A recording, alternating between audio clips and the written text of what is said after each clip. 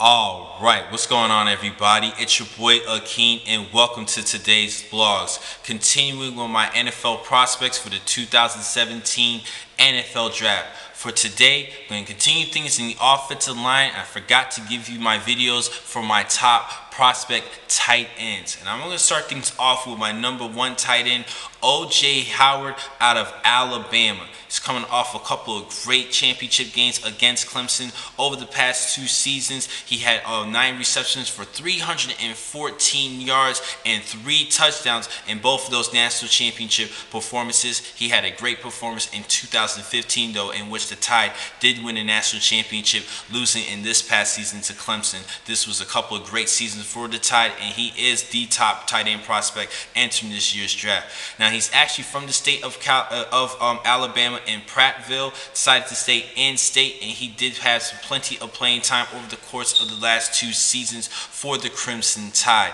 Now, it's time for me to talk about his strengths and weaknesses. First, his strengths. He definitely, he's just a shade under 6'6", 251 pounds. That is the exact look that you want of your tight end to have. He has that power forward type look. If you look at things according to basketball, and then he's has great size. He can definitely post up and catch the ball. He has soft hands, good vision in catching the football, and he actually was underrated as a wide receiver in my opinion. I don't think the ball was thrown much to him during his career. This is an athletic tight end, and over the course of the last 2 seasons, he only had 200-yard gains, and that was when in the big performances in the national championships against Clemson. So that shows that he could definitely step up against tougher competition, especially as the season progresses, which is a good trait as well for him to have. He definitely, as far as his route running ability, he has decent route running ability, and he definitely could quickly pull away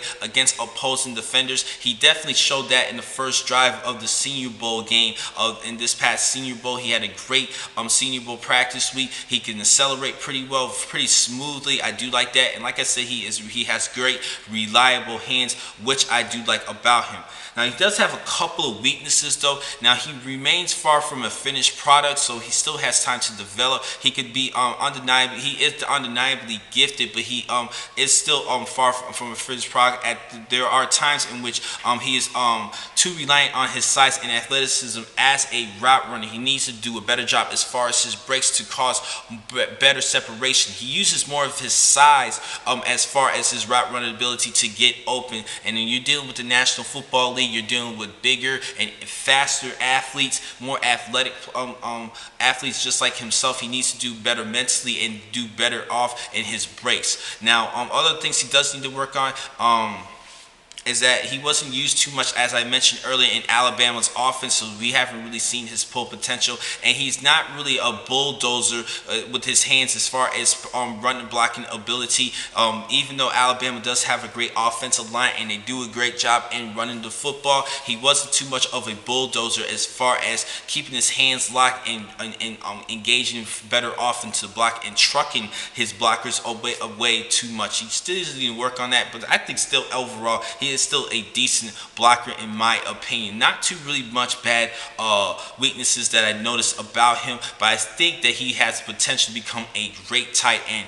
And with that being said, I actually definitely see him as a first-round draft pick, but as a sleeper and for the number 6 pick for the New York Jets. They definitely can use a tight end because my man Chase Amaro has not really been playing up to par. A little bit of a disappointment, actually a big disappointment to me. I had high hopes when the Jets selected him a couple of drafts ago, but he's not really showing up. So O.J. Howard could definitely still be selected in the top 10 at number 6, but definitely he will be a first-round selection. Now, the next time to catch you guys will be in just a couple of minutes. I have 9 more tight end blogs for today. Thank you for watching this blog. I'm your man, Hakeem McCall. Be easy.